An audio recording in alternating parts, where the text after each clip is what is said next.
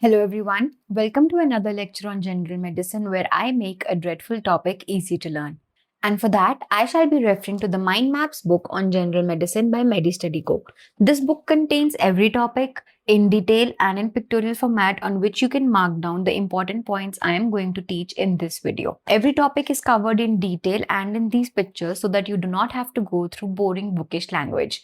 Let's get into the topic for today, which is syncope. As I always say, every topic must be studied under some headings. So the first heading for today is definition. Definition of syncope is the temporary loss of consciousness which is caused by the lack of flow to the brain. Now, whenever there is some disorder either in the body or in the brain and the blood flow to the brain decreases, it leads to vasodilation in the body, which leads to drop in the blood pressure. This drop in the blood pressure leads to accumulation of blood in the extremities with less blood going to the brain. That leads to hypoperfusion, which leads to fainting or loss of consciousness for some time, called as syncope. It is usually harmless and brief, but can be a sign of some underlying medical condition. If a patient has fainted, fainting in itself is not a disease, but why that happened can be the disease. The fainting is usually because of some disease which the patient is suffering from. So it is like a symptom the body is trying to give you that something is wrong with me, rule it out and correct it. Coming to the types of syncope, there are three main types, which is reflex syncope, orthostatic and cardiac. According to the type, reflex syncope can be of three main types, which is vasovagal, situational and carotid sinus. Vasovagal syncope means when the vagus nerve and the vagus system is acting less, the BP drops and the cardiac output decreases. So the blood to the brain decreases. Situational syncope is when in some situations the patient's body works a lot and the output of the blood to the brain decreases, like sometimes during coughing, urination or swallowing. This is situational syncope. Thirdly, there can be carotid sinus syncope whenever some defect or abnormality has occurred around the carotid sinus, which maintains the whole rhythm of the blood flow. That leads to carotid sinus syncope, which is a reflex syncope. So the BP drops, cardiac output decreases, and the blood to the brain decreases, leading to syncope. Next, there can be orthostatic or postural hypotension, wherein the patient was lying comfortably and suddenly he gets up. That change in posture decreases the blood supply to the brain and leads to a fall in the BP. This fall, if it is for more than 20 mm in systolic or more than 10 mm in diastolic, it is known as postural hypotension, which can also lead to syncope. Lastly, there can be cardiac syncope, wherein some heart disorders lead to decreased cardiac output as it is. This leads to decreased brain flow of the blood and leads to syncope. So these are the main types of syncope, and on the basis of this, we have the etiology of syncope, which is firstly orthostatic hypotension as we studied. Secondly, there can be CVS, wherein there is fall of systolic by 20 on standing from a supine position, which is orthostatic hypotension. There can be arrhythmias, which is ventricular fibrillation and tachycardia, which leads to decreased cardiac output. There can be structural defects in the heart like congestive heart failure, valvular abnormalities, etc., which can also lead to less cardiac output. Finally, there can be hypovolemia, wherein the volume of the blood in itself is less volume, less cardiac output, less flow to the brain. Second etiology can be hypervaso-vagal response, like carotid sinus hypersensitivity, wherein the BP is reduced because of less vagal response and the blood to the brain decreases.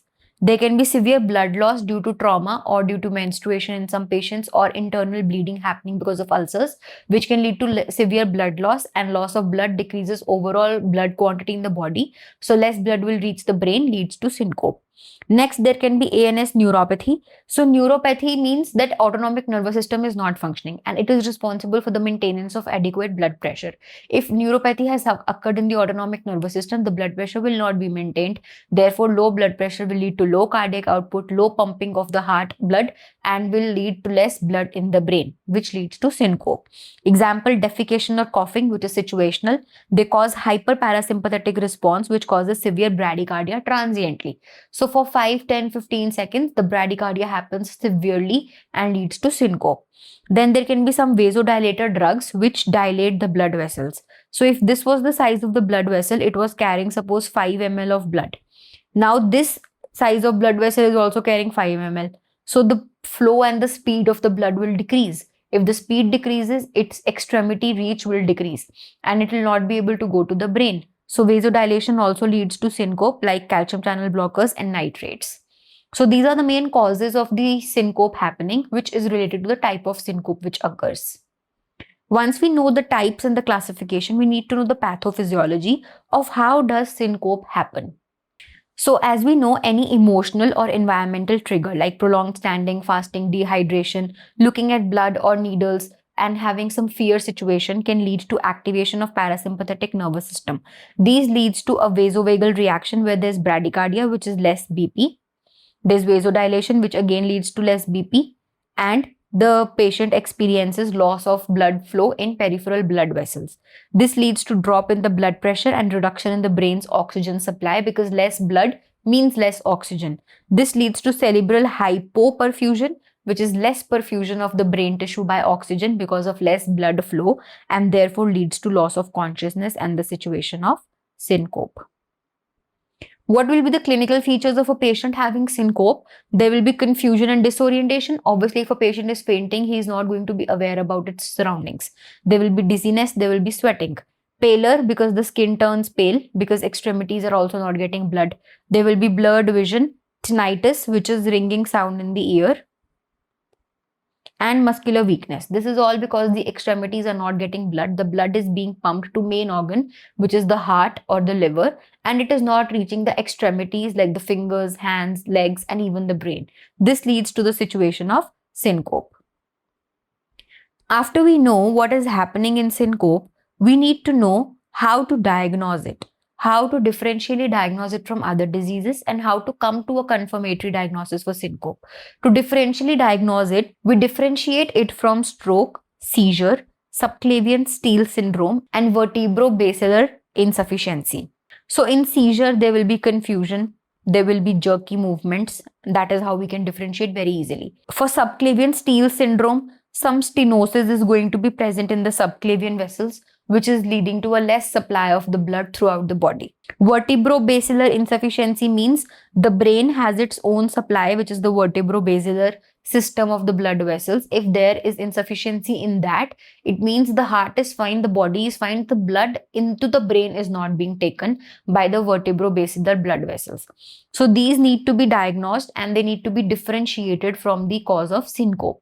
Now, when we know that these are not present, we need to come to a confirmatory diagnosis of syncope. We do testing, like we have to find a clinical diagnosis. We ask for a detailed history. Why this happens? What happens? Did you have food? Do you have any other condition, underlying condition? We rule out those things and come to the cause of syncope. Secondly, we check for orthostatic hypotension, which is postural hypotension. Then we do an ECG to check if the heart is fine, because if any disorder or malformation is present in the heart, that can lead to less cardiac output.